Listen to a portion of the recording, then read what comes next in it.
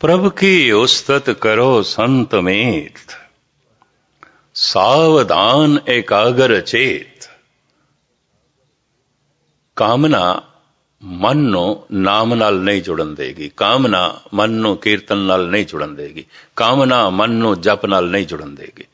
ਕਮ ਸੇ ਕਮ 24 ਘੰਟਿਆਂ 'ਚ ਮਨੁੱਖ ਅੱਧਾ ਘੰਟਾ ਵੀ ਅਭਿਆਸ ਕਰੇ, ਕੱਲ ਤੋਂ ਸੰਕਲਪ ਕਰੇ ਕਿ ਜਿਸ ਸਮੇਂ ਮੈਂ ਨਿਤਨੇਮ ਕਰਨਾ ਮੈਂ ਕਾਮਨਾ ਨੂੰ ਨੇੜੇ ਆਣ ਹੀ ਨਹੀਂ ਦੇਣਾ, ਉਸ ਸਮੇਂ ਤੇ ਨਹੀਂ ਆਣ ਦੇਣਾ।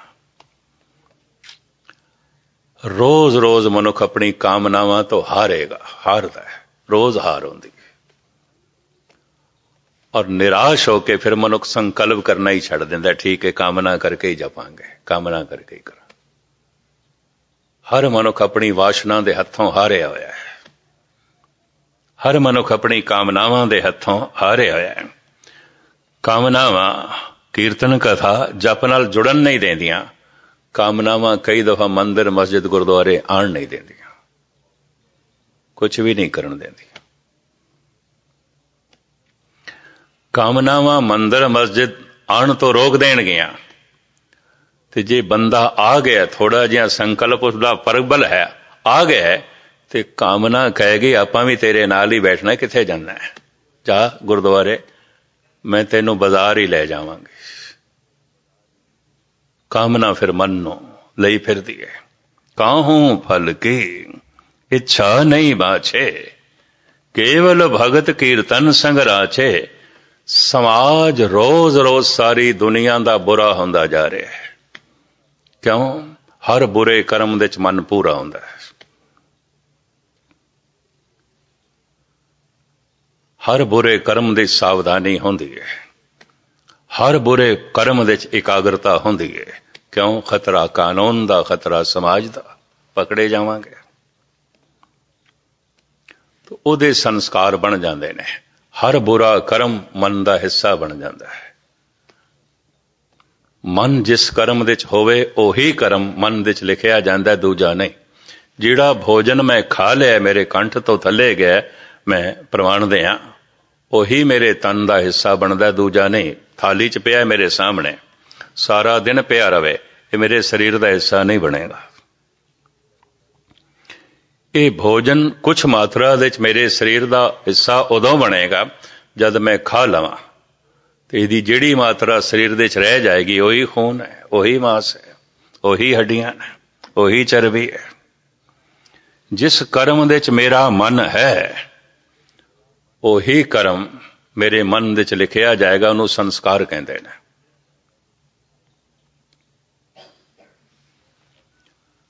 ਔਰ ਜਿਹੜਾ ਕਰਮ ਮਨ ਕਰਕੇ ਪੂਰਾ ਕੀਤਾ ਹੈ ਉਹ ਫਿਰ ਵਿਚਾਰਾਂ 'ਚ ਚਲੇਗਾ, ਕਿਉਂਕਿ ਮਨ ਨਾਲ ਕੀਤਾ ਹੈ, ਪੂਰੀ ਇਕਾਗਰਤਾ ਨਾਲ ਕੀਤਾ ਹੈ। ਇਹ ਜਿਹੜੇ ਵਿਚਾਰ ਨੇ ਇਹਨੂੰ ਹੀ ਕਹਿੰਦੇ ਨੇ ਮੱਥੇ ਦੇ ਲੇਖ। ਧੰਨ ਗੁਰੂ ਨਾਨਕ ਦੇਵ ਜੀ ਮਹਾਰਾਜ ਦੇ ਬੜੇ ਕੀਮਤੀ ਬੋਲ, ਕਾਇਆ ਕਾਗਦ ਮਨ ਪਰਵਾਣਾ, ਸਿਰ ਕੇ ਲੇਖ ਨਾ ਪੜੇ ਇਆਣਾ। ਬੜੀਆਂ ਬੜੀਆਂ ਕਿਤਾਬਾਂ ਪੜ੍ਹ ਲੈਂਦਾ, ਬੜੀਆਂ ਬੜੀਆਂ ਪੋਥੀਆਂ ਪੜ੍ਹ ਲੈਂਦੀਆਂ, ਬੜੀ ਵਿਦਿਆ ਹਾਸਲ ਕੀਤੀ ਹੈ, ਬੜੀਆਂ ਬੜੀਆਂ ਡਿਗਰੀਆਂ ਨੇ ਇਹਦੇ ਕੋਲ, ਬੜੇ ਬੜੇ ਪ੍ਰਮਾਣ ਪੱਤਰ ਨੇ, ਪਰ ਸਾਹਿਬ ਕਹਿੰਦੇ ਨੇ ਮੂੜ ਦਾ ਮੂਰ ਹੈ, ਸਿਰ ਦੇ ਲੇਖ ਤੇ ਪੜ੍ਹ ਹੀ ਨਹੀਂ ਸਕਦਾ। ਬਥੇਰੀਆਂ ਕਿਤਾਬਾਂ ਪੜ੍ਹ ਲੈਂਦਾ, ਸਿਰ ਦੇ ਲੇਖ ਪੜ੍ਹਨੇ ਨਹੀਂ ਆਉਂਦੇ ਨੂੰ। ਕਾਇਆ ਕਾਗਦ ਮਨ ਪਰਵਾਣਾ, ਮਨ ਪ੍ਰਵਾਣਾ ਲਿਖਿਆ ਹੋਇਆ ਲੇਖ ਹੈ, ਮਨ ਨੂੰ ਪੜ੍ਹਨਾ ਨਹੀਂ ਆਉਂਦਾ। ਇਹ ਸਿਰ ਦੇ ਲੇਖਾਂ ਨੂੰ ਪੜ੍ਹਨਾ ਨਹੀਂ ਆਉਂਦਾ ਜੋ ਸਿਰ ਦੇ 'ਚ ਵਿਚਾਰ ਚੱਲਦੇ ਰਹਿੰਦੇ ਨੇ, ਸੋਚਣੀ ਚੱਲਦੀ ਰਹਿੰਦੀ ਹੈ, ਯਾਦਾਂ ਚੱਲਦੀਆਂ ਰਹਿੰਦੀਆਂ। ਅਗਰ ਯਾਦਾਂ ਬੁਰੀਆਂ ਚੱਲਦੀਆਂ ਪਈਆਂ ਨੇ, ਲੇਖ ਬੁਰੇ ਲਿਖੇ, ਵਿਚਾਰ ਗਲਤ ਚੱਲ ਰਹੇ ਨੇ, ਲੇਖ ਗਲਤ ਲਿਖੇ ਗਏ ਨੇ। ਸੋਚਣੀ ਗਲਤ ਚੱਲ ਰਹੀ ਹੈ, ਲੇਖ ਗਲਤ ਲਿਖੇ ਗਏ ਨੇ। ਮਹਾਰਾਜ ਕਹਿੰਦੇ ਕੋਈ ਪੜ੍ਹਦਾ ਹੀ ਨਹੀਂ, ਚੱਲਦੇ ਪਏ ਨੇ, ਲਿਖੇ ਜਾ ਰਹੇ ਨੇ ਔਰ ਅੰਦਰ ਚੱਲਦੇ ਪਏ ਨੇ। ਖਾਧਾ ਹੋਇਆ ਭੋਜਨ ਅੰਦਰ ਖੂਨ ਦੇ ਰਾਹੀਂ ਚੱਲਦਾ ਹੈ, ਮਨ ਦੇ ਤਲ ਤੇ ਕੀਤਾ ਹੋਇਆ ਪੂਰਾ ਕਰਮ ਵਿਚਾਰਾਂ ਦੇ ਚੱਲਦਾ ਰਹਿੰਦਾ ਹੈ, ਚੱਲਦਾ ਰਹਿੰਦਾ ਹੈ। ਕਾਇਆ ਕਾਗਦ ਮਨ ਪਰਵਾਣਾ, ਸਿਰ ਕੇ ਲੇਖ ਨਾ ਪੜੇ ਇਆਣਾ। ਧਾਰਮਿਕ ਵਿਦਵਾਨ ਅਨੁਭਵੀ ਪੁਰਸ਼ ਕਹਿ ਰਹੇ ਨੇ, सारी दुनिया का समाजिक ढांचा रोज रोज बुरा होंदा जा रहा है। हर रोज औसतन बुराई वधदी जा रही है सारे संसार दे विच, और हर रोज औसतन भलाई घटती जा रही है सारे संसार दे विच। क्यों? हर बुरे कर्म दे विच मन की एकाग्रता है, हर बुरे कर्म दे विच मनुख सावधान है। बेईमानी दे विच बड़ा सावधान है, अगर सावधान नहीं तो इसकी बेईमानी पकड़ी जाएगी। हर गलत कर्म दे विच ये पूरा सावधान है, एकाग्र है। अगर एकाग्र नहीं, सावधान नहीं है तो पकड़िया जाएगा, दूजे की पकड़ दे च आ जाएगा। हर बुरे कर्म नूं समाज ते कानून की निगाह तो बचा के करना पैंदा है। शुभ कर्म दे उत्ते कोई पर्दा पाउण की लोड़ नहीं, ये भी मैं अर्ज करते हैं। जिवें फुल्लां नूं ढकण की लोड़ नहीं, गंदगी नूं ढकना पैंदा है। गंदगी नूं खुला नहीं रखना पैंदा, ढकना पैंदा है। लेकिन फुल्लां नूं ढकण की लोड़ है, किसी भी शुभ कर्म नूं छुपाउण की लोड़ ही नहीं है, लोड़ ही नहीं है। शुभ कर्म ते फुल्लां दी तरह ने, उन्हां दी ते महक है, सुंदर ने, बड़ा सुहापण है। ठीक है, जमीन दे उत्ते भावें फुल वधदे जा रहे होवन, मनुख दी जीवन दी धरती दे ते कंडे ही कंडे वधदे जा रहे हैं, फुल कोई नहीं। ये भी मैं अर्ज करते हैं, हकीकत है, बहुत वड्डी सच्चाई है। समाज सारी दुनिया का अनुभवी पुरुष कहते ने औसतन बुरा होंदा जा रहा है। बाजार दे च बुराई, घर बार दे च बुराई, गुस्ताखी माफ, बार बार माफी मैं मंग रहा। मंदिर मस्जिद गुरुद्वारियां च बुराई, लै जांदियां ने पग्गां बाजार दे च, लै जांदियां ने पग्गां मंदिर मस्जिद गुरुद्वारियां च।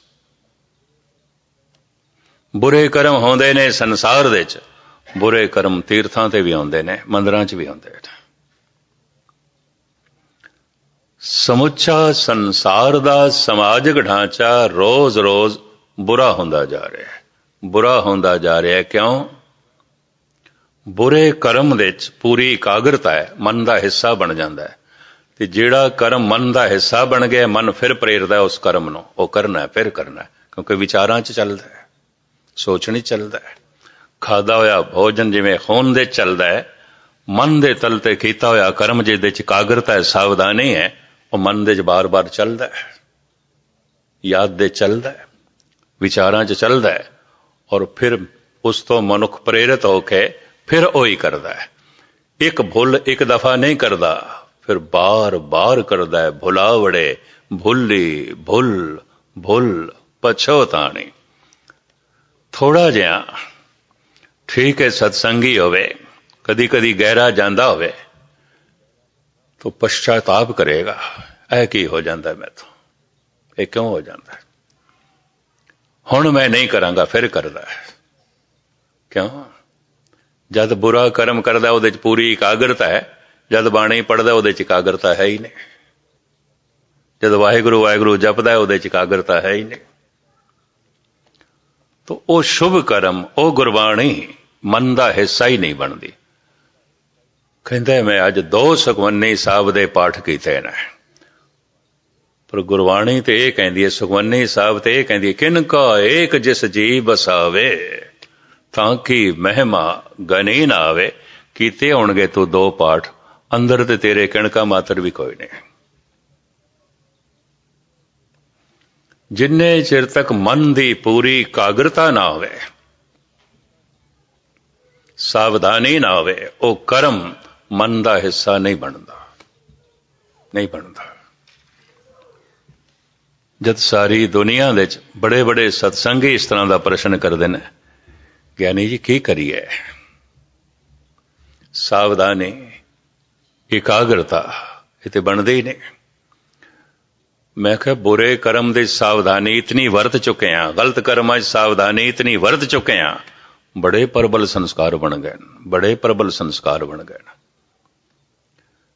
ਤੇ ਜਿਵੇਂ ਬਹੁਤ ਵੱਡਾ ਸ਼ਿਪ ਜਹਾਜ਼ ਫੂਕਿਆਂ ਨਾਲ ਨਹੀਂ ਚੱਲੇਗਾ, ਕਹਿੰਦੇ ਨੇ ਛੋਟੇ ਸਾਧਨਾਂ ਦੇ ਨਾਲ ਵੱਡੇ ਕਰਮ ਨਹੀਂ ਆਉਂਦੇ। ਕੋਈ ਵੱਡਾ ਕੰਮ ਕਰਨਾ ਹੈ, ਉਹਦੇ ਲਈ ਸਾਧਨ ਵੱਡਾ ਜੁਟਾਉਣਾ ਪਏਗਾ।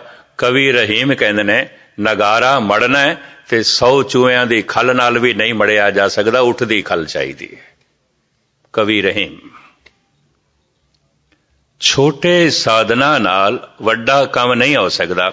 ਇਹਦੇ ਉੱਤੇ ਉਹਨਾਂ ਨੇ ਤਸ਼ਬੀਹ ਦਿੱਤੀ ਹੈ ਬਈ 100 ਚੂਹਿਆਂ ਦੀ ਚਮੜੀ ਇਕੱਠੀ ਕਰੋ ਤਾਂ ਵੀ ਨਗਾਰਾ ਨਹੀਂ ਮੜਿਆ ਜਾਏਗਾ, ਇੱਕ ਉੱਠ ਕਾਫੀ ਹੈ, ਨਗਾਰਾ ਮੜਿਆ ਜਾਏਗਾ। ਅਕਸਰ ਨਗਾਰੇ ਉੱਠ ਦੀ ਖੱਲ ਨਾਲ ਮੜੇ ਜਾਂਦੇ ਨੇ। ਵੱਡਾ ਕੰਮ ਵੱਡੇ ਸਾਧਨਾਂ ਨਾਲ ਹੋਵੇਗਾ। ਇੱਕ 5 ਮਿੰਟ ਵਾਹਿਗੁਰੂ ਵਾਹਿਗੁਰੂ ਤੂੰ ਕਰ ਲੈ, ਜਲਦੀ ਜਲਦੀ ਘਾਹ ਜਿਵੇਂ ਕੱਟੀ ਦਾ ਜਪਜੀ ਸਾਹਿਬ ਪੜ੍ਹ ਲਿਆ ਤੇ ਫਿਰ ਜਗ੍ਹਾ ਜਗ੍ਹਾ ਕਹਿੰਦਾ ਫਿਰਦਾ ਕੀ ਕਰੀਏ, ਮਨ ਤੇ ਇਕਾਗਰ ਨਹੀਂ ਆਉਂਦਾ, ਮਨ ਤੇ ਇਕਾਗਰ ਨਹੀਂ ਆਉਂਦਾ। ਫੂਕਿਆਂ ਦੇ ਨਾਲ ਕਦੀ ਜਹਾਜ਼ ਚੱਲਦੇ ਨੇ, ਚੂਹਿਆਂ ਦੀ ਖੱਲ ਨਾਲ ਕਿਧਰੇ ਨਗਾਰੇ ਮੜੇ ਜਾਂਦੇ ਨੇ। ਜੇ ਅੰਦਰ बुराई पहाड़ वर्गी हो गई है, बड़ी प्रबल हो गई है, तो इतनी प्रबलता, इतना समा, इतनी मेहनत नाम जपण दी चाहिदी है, तां जाके किधरे खेड बनेगी। कबीर कहते की करिए, लोगों ने राम खिलौना जाना, बच्चों की खेड समझे। कोई जप की लोड़ नहीं जी, कोई तप की लोड़ नहीं, सिर्फ विचार करो। बारंग बार बार प्रभ जपीए। ये गुरु अर्जन देव जी तो भी ज्यादा सियाणे हो गए ने। बार बार जपो, बार बार जपो। 10 दफा वाहिगुरु आखो, चलो एक दफा थोड़ा जिहा मन एकाग्र होवेगा। जपी जाओ, जपी जाओ, मेहनत करी जाओ। जिस वक्त मन पूरा होया, सावधानी पूरी हुई, इक्को दफा दे वाहिगुरु ने भी अंदर क्रांति पैदा कर देनी, दुनिया बदल के रख देनी है। किनका एक जिस जी बसावे, तांखी महिमा गनी ना आवे। समाज सारे दा सारा, सारी दुनिया दा बुरा होंदा जा रहा है। ये भी मैं अर्ज करा, सिर्फ एक देश की गल नहीं है। क्यों? हर बुरे कर्म दे च मन एकाग्र है और पूरा कर्म फिर आदत बन गई, सुभाव बन गया। कर्म, संस्कार, सुभाव। एक कर्म मैं अज कीता है बुरा, ਉਹਦੇ ਥੋੜੇ ਜਿਹਾ ਸੰਸਕਾਰ ਬਣੇ ਨੇ। ਉਹਨਾਂ ਸੰਸਕਾਰਾਂ ਨੇ ਮੈਨੂੰ ਫਿਰ ਪ੍ਰੇਰਿਆ, ਮੈਂ ਫਿਰ ਕੀਤਾ ਹੈ। ਸੰਸਕਾਰ ਜ਼ਰਾ ਹੋਰ ਪ੍ਰਬਲ ਬਣ ਗਏ ਨੇ। ਉਹਨਾਂ ਪ੍ਰਬਲ ਸੰਸਕਾਰਾਂ ਨੇ ਮੈਨੂੰ ਫਿਰ ਪ੍ਰੇਰਿਆ, ਮੈਂ ਫਿਰ ਕੀਤਾ ਹੈ। ਸੰਸਕਾਰ ਜ਼ਰਾ ਹੋਰ ਪ੍ਰਬਲ ਬਣ ਗਏ ਨੇ। ਬਾਰ ਬਾਰ ਉਹ ਕਰਮ ਰਿਪੀਟ ਕਰਦੇ ਆ, ਸੁਭਾਅ ਬਣ ਜਾਂਦਾ ਹੈ। ਕਹਿੰਦੇ ਨੇ ਕਰਮ ਬਦਲੇ ਜਾ ਸਕਦੇ ਨੇ, ਸੰਸਕਾਰ ਬਦਲੇ ਜਾ ਸਕਦੇ ਨੇ, ਸੁਭਾਅ ਨਹੀਂ ਬਦਲਿਆ ਜਾ ਸਕਦਾ। ਸੁਭਾਅ ਨਹੀਂ ਬਦਲਿਆ ਜਾ ਸਕਦਾ। ਤੁਸੀਂ ਆਖੋਗੇ ਸੁਭਾਅ ਨਹੀਂ ਬਦਲਿਆ ਜਾ ਸਕਦਾ, ਇਹਦੇ ਤੇ ਇੱਕ ਦਲੀਲ ਦੇ ਕੇ ਮੈਂ ਸਮਾਪਤੀ ਕਰਦੇ ਹਾਂ, ਸਮਾਂ ਮੇਰਾ ਹੋ ਗਿਆ। ਰਾਤੀ ਹੋਵਨ ਕਾਲੀਆਂ ਸੁੱਪੇ ਦਾ ਸੇਵਨ, ਦੇਹੋ ਬੱਗਾ ਤੱਪੇ ਘਣਾ ਕਾਲਿਆਂ ਕਾਲੇਵਨ। ਚਿੱਟਾ ਸੂਰਜ ਚੜਿਆ, ਚਾਰੋਂ ਪਾਸੇ ਚਿਟਿਆਈ ਛਾ ਗਈ ਹੈ, ਪਰ ਮਹਾਰਾਜ ਕਹਿੰਦੇ ਕਾਲੀਆਂ ਚੀਜ਼ਾਂ ਤੇ ਕਾਲੀਆਂ ਹੀ ਨੇ, ਉਹ ਤੇ ਨਹੀਂ ਚਿੱਟੀਆਂ ਹੋ ਗਈਆਂ। ਮਸਿਆ ਦੀ ਰਾਤ, ਕਾਲੀ ਬੋਲੀ ਰਾਤ, ਚਾਰੋਂ ਪਾਸੇ ਕਾਲਕ ਹੀ ਕਾਲਕ ਛਾ ਗਈ ਹੈ, ਪਰ ਚਿੱਟੀਆਂ ਚੀਜ਼ਾਂ ਤੇ ਚਿੱਟੀਆਂ ਹੀ ਨੇ। ਇਸ ਕਾਲਕ ਦਾ ਉਹਨਾਂ ਦੇ ਉੱਤੇ ਕੋਈ ਅਸਰ ਨਹੀਂ।